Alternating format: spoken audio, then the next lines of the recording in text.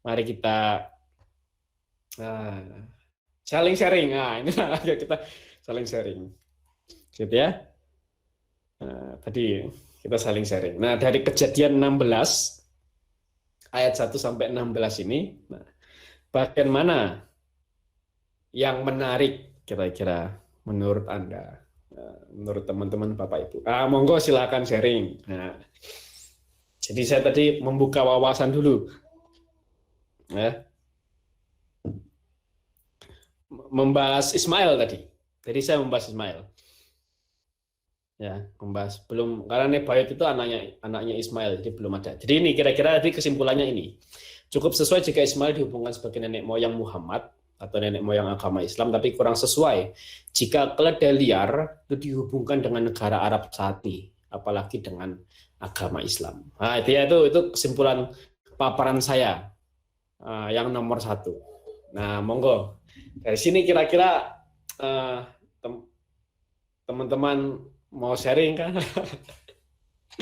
Ada sharing, ada kesaksian atau mau membagikan sesuatu, monggo silahkan. Ya. Jadi saya kasih paparan dulu untuk kita. Saya mau ngasih frame. Saya mau ngasih frame dulu kira-kira. Jadi jangan sampai nanti kita mengatakan tadi yang karena saya sering sekali dengar orang memberikan tafsiran bahwa wah inilah nubuatan tentang agama Islam, mereka itulah keledai liar yang suka berperang. Itu menurut saya terlalu jauh. Konteksnya sudah terlalu jauh. Gitu. Jadi ini konteksnya ya. Nah, monggo silakan. Kita bahas Kejadian 16 ayat 1 sampai 16. Kalau teman-teman Bapak Ibu ada yang mau sharing, mau kasih kesaksian atau mau bertanya juga boleh. Monggo silakan.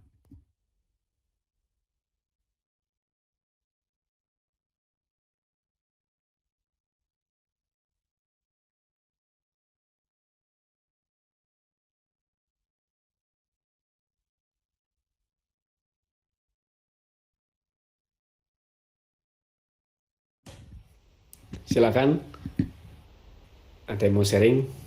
Ini banyak hal sebenarnya bisa digali. Saya Mas, Monggo.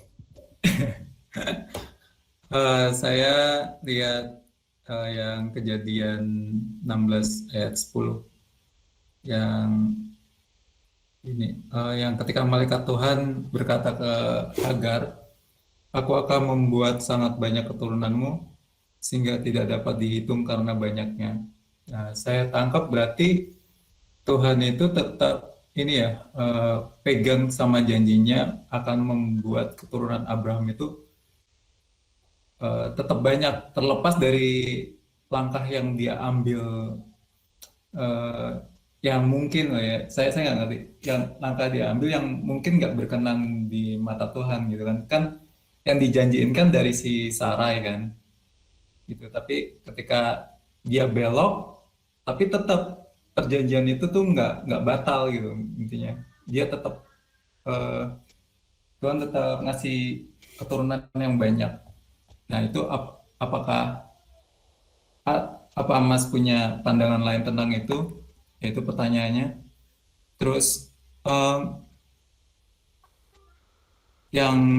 yang lucu lagi, yang saya tangkap ada hal yang lucu di yang ayat yang kelima, ketika Sarai bilang ke Abram bahwa penghinaan yang kuderita ini adalah tanggung jawabmu gitu. Padahal kan yang nyuruh kan si Sarai ya. Berarti memang apa namanya? Mungkin dari dulu prinsip istri selalu benar itu dari sejak zaman Abraham. Bercanda tapi. Ya itu aja sih Mas. Siap. Terima kasih Mas Kris. Nah, yang ayat 10 ini benar memang. Tadi yang Mas Kris bilang bahwa itu berlaku pada keturunan Abram, termasuk Ismail.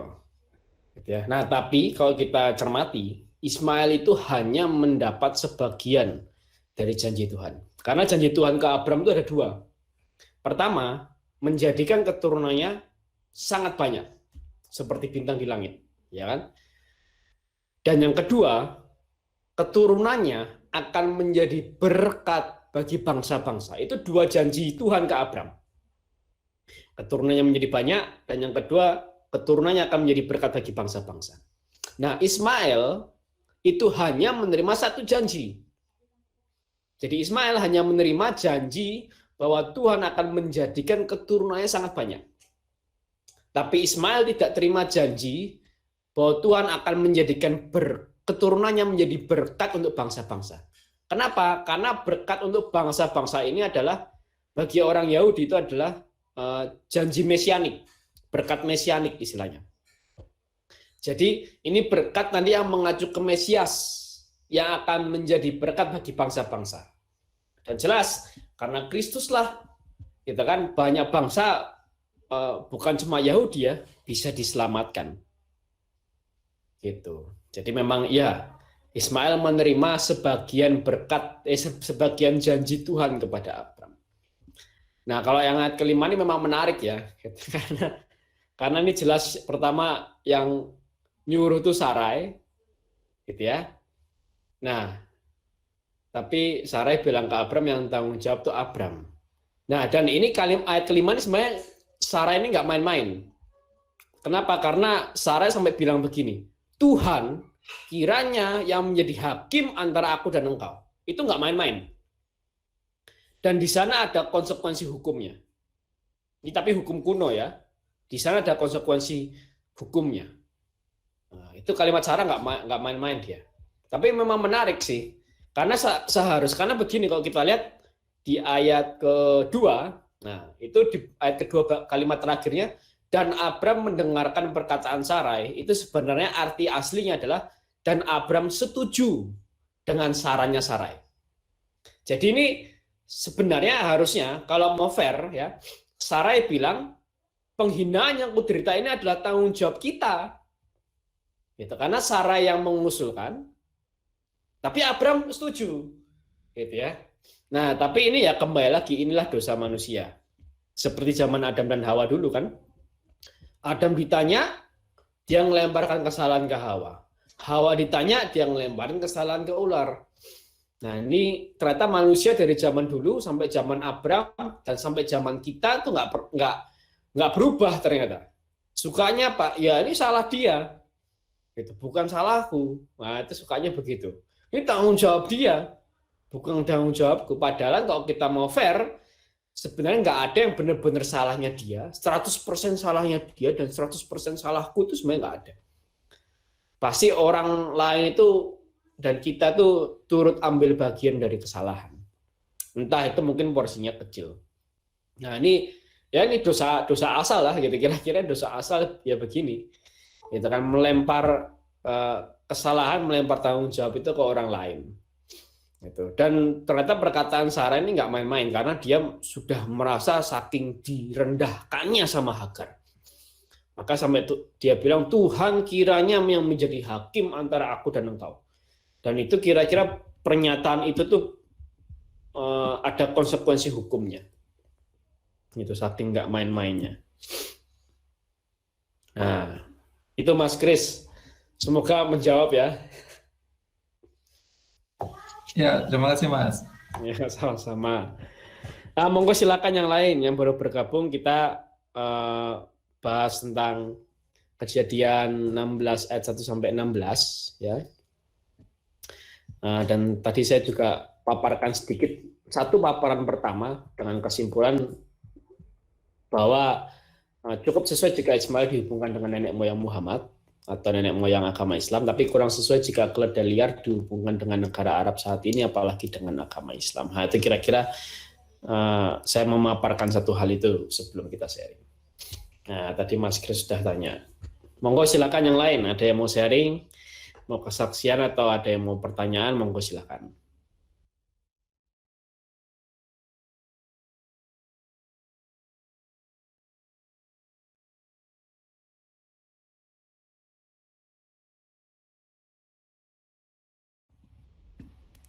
Atau para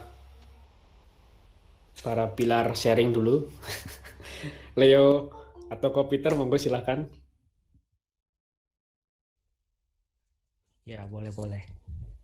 Silakan, Bro.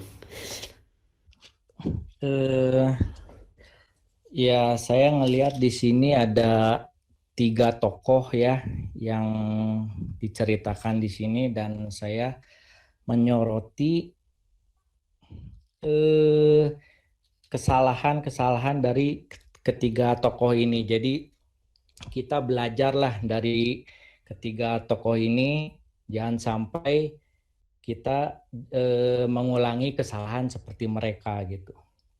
Yang pertama itu Sarah. Dia yang di ayat kedua, engkau tahu Tuhan tidak memberi aku melahirkan anak gitu. Jadi kelakuan Sarah tuh dari dulu udah gimana gitu ya. Haleluya banget ini kelakuannya.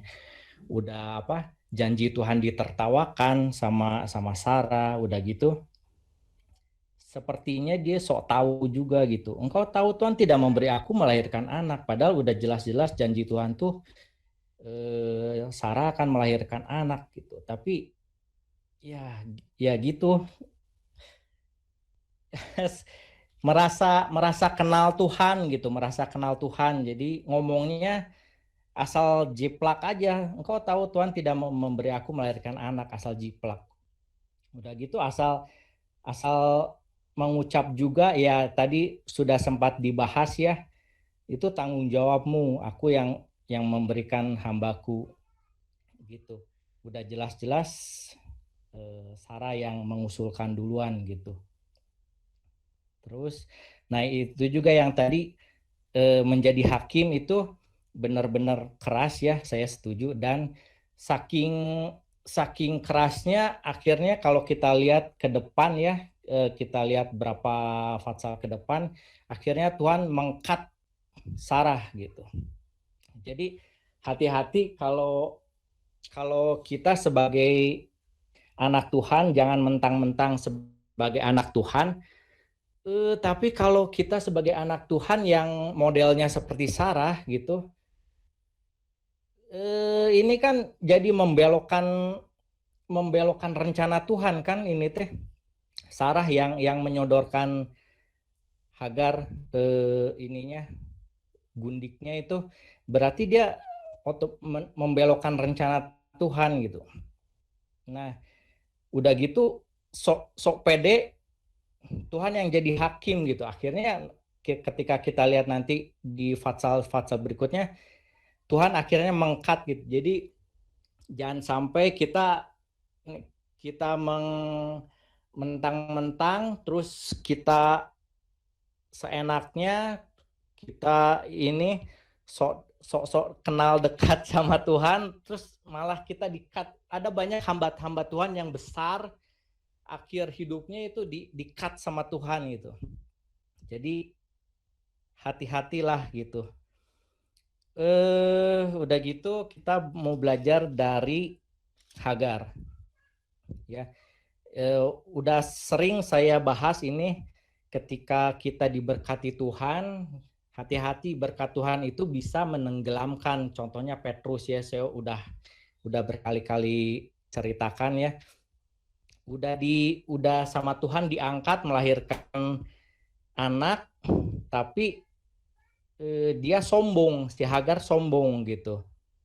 Akhirnya apa? Akhirnya ditindas sama Sarah. Nah, bukan sih ya. sorry. Akhirnya malaikat Tuhan itu bilang ke Hagar, kamu balik sana. Biarkan kamu ditindas, biarkan kamu ditindas sama Sarai. Jadi kalau kesombongan itu salah satu obatnya gitu, itu ditindas. Jadi kalau kita mengalami penindasan, ya cek hati kita, apakah kita sombong gitu. Orang sombong itu orang yang merasa di atas, bisa diturunkan Tuhan dengan tiba-tiba kan, bisa diputar balikan sama Tuhan dengan tiba-tiba. Yang tadinya di atas sombong, akhirnya benar-benar direndahkan sama Tuhan, ditindas ya. Jadi dibejek-bejek lah kalau kita sombong, kita menerima berkat Tuhan tapi kitanya sombong, siap-siap kita dibejek-bejek gitu sama Tuhan. Terus tapi ini ada juga sih, ada juga yang ini yang saya tangkap dari Hagar. Nah, siapapun dia, meskipun dia tidak terpilih sama Tuhan, tapi orang tertindas itu memang doanya didengar oleh Tuhan gitu. Jadi kalau doa kita mau didengar Tuhan, mungkin kita harus mengalami penindasan. Nggak, bercanda lah itu mah. Jadi nggak, maksudnya tuh kalau orang kecil, orang tertindas, hati-hati dengan orang kecil, hati-hati dengan orang tertindas, karena orang seperti itu doanya itu didengar oleh Tuhan. Yang terakhir itu Abram. Abram, akhirnya saya setelah merenung berapa lama ya, akhirnya saya sudah oke lah menemukan jawaban Abram ya, memang itu kelemahan Abram sih. Apa itu kelemahan Abram? Itu juga kelemahan ketiga patriark Israel gitu. Ketiga patriark Israel, Abraham, Ishak, dan Yakub itu ternyata, sorry ada telepon tadi. Nah, ketiga patriark Israel itu Abraham, Ishak, dan Yakub itu ternyata mempunyai kelemahan yang sama ternyata, yaitu istri-istrinya lebih powerful dalam tanda kutip, lebih powerful ternyata ya. Dilihat di sini juga ya, Sarah itu bukan hanya mengkonfrontasi Tuhan lah, istilah kasarnya, tapi dia juga tidak segan-segan mengkonfrontasi Abraham gitu. Dia yang pertama kali